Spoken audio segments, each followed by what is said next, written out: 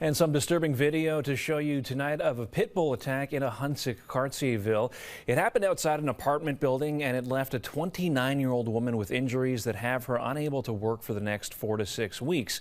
People living at the building want the dog euthanized, but so far all the dog's owner has received is a fine. Rob Lurie with more on that tonight. Surveillance video shows Nancy Martel walking into her building when seemingly for no reason, the dog named Chucky starts biting. He locks onto her for 20 seconds and even drags Martel. No amount of kicking or pulling the leash can stop the attack. When Chucky finally lets go, Martel is bleeding profusely and in shock.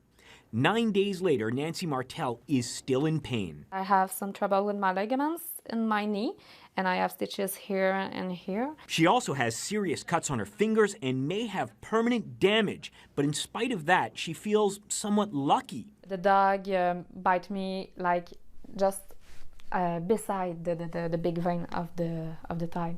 So it could have been really worse. Following the attack, the landlord called police and the city. Chucky's owner was given a $500 fine and ordered to keep the dog muzzled for the next 90 days. But the dog still remains at the building. Les locataires m'appellent à longueur de journée. Ils ont peur pour leur sécurité. I'm getting calls all day, says the landlord. The tenants are scared for them and their children. The landlord wants Chucky the dog out of the building, but the owner refuses to go. So the landlord went to the régie to have him evicted. On va se voir dans 3 ans.